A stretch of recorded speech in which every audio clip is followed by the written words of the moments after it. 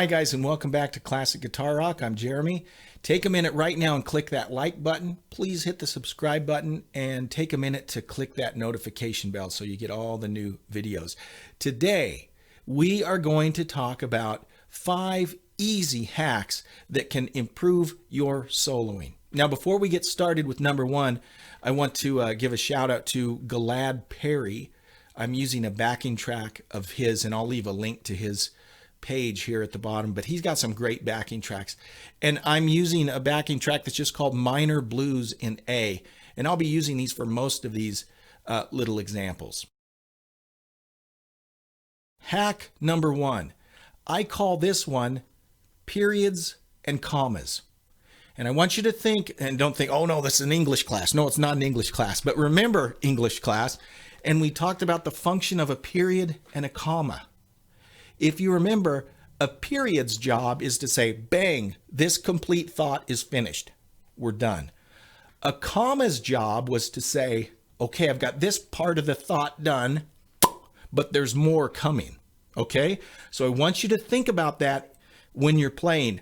In this metaphor, the period is the root note. So if I'm playing an A, just the simple, blues scale, my root note is A. I've got an A there, an A there, an A there. So 3 A's in that little box pattern. And we'll just stay right there for this example. So remember, the root note, or the A in this case, is a period. Okay, so if I want to end my statement, end on an A. It doesn't have to be that A, it could be any A. Okay, however I want to do it. But that A is a period. If I land on any other note, it's like a comma.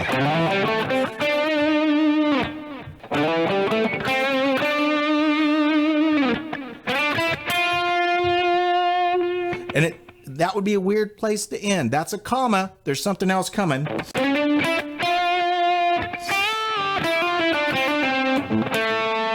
There's my period. Okay, so that simple concept. Think about periods and commas. The root note is a period.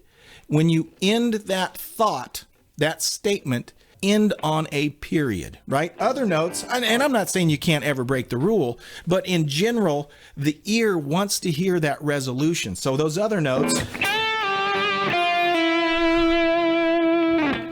they want us to hear that final period. So think of that, periods and commas. All right, the second thing I want to talk about, again, another simple thing, is the use of octaves. Okay, now it's really easy on a guitar neck to find octaves. On the first strings, if you play a note here, I always know that 2 strings down and 2 frets up, at least for the 6th and 5th string, 2 strings down, 2 frets up is going to be an octave.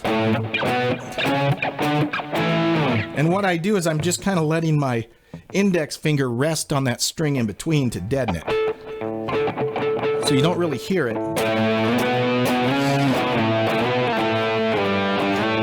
And you can do that all over on the 5th and 6th string.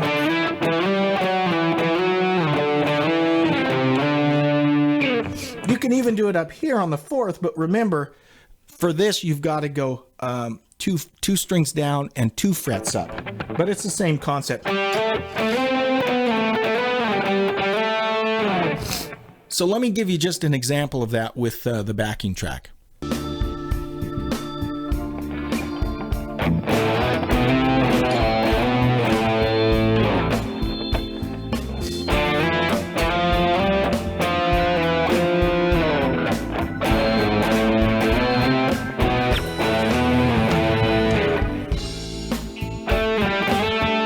Okay, so you get the point. You don't have to play a whole solo with those octaves, but it's kind of a cool little thing to throw some of those in for a phrase. Kind of cool.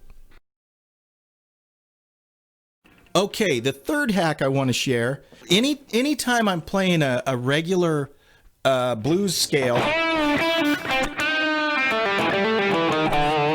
I can usually substitute in one of the modal patterns. Now, in this particular song, Mixolydian works at some points, but there's a note in there that's part of the Mixolydian scale that I find doesn't really sound great. But the Dorian mode fits in very nicely. So what I'm going to do is I'm going to just play a little bit of this backing track. I'll do some noodling just with the pentatonic scale, and then I'll show you how you can just, and I'm not talking about playing the whole solo in one of these modal patterns, but just mixing in little flavors of it. And let's give this a try and see how it sounds. Here we go. Starting with the blues scale or pentatonic scale.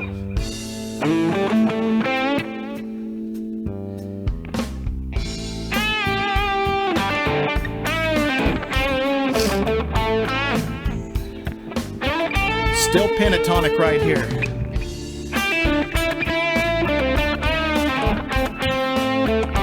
Let's do some Dorian now. Ready?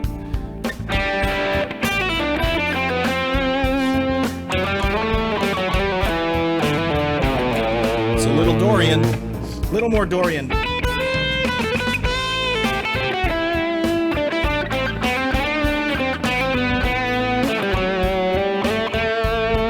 Okay, so let's try some Mixolydian. Let's see if it'll work.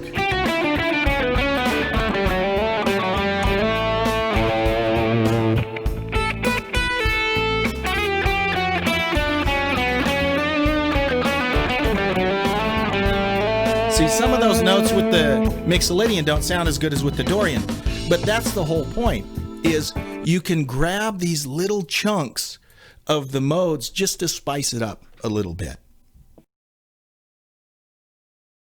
And that leads us to our fourth hack, which is very related to the substitution hack, but it's just a little different mindset.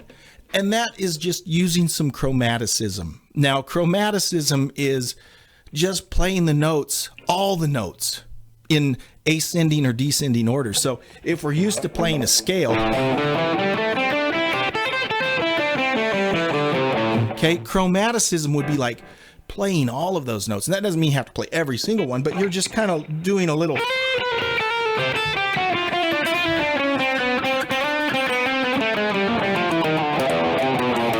Okay, and just played like that, it sounds kind of crappish, right?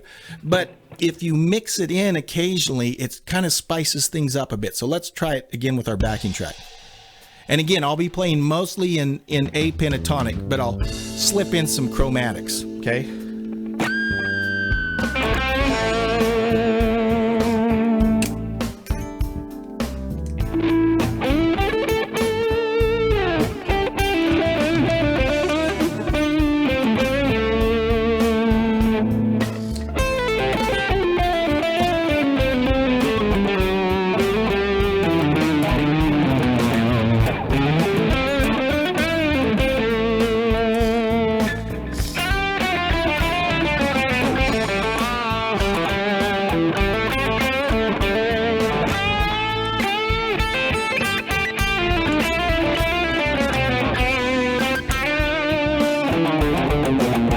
Okay, so that's kind of sloppy, but you get the point there.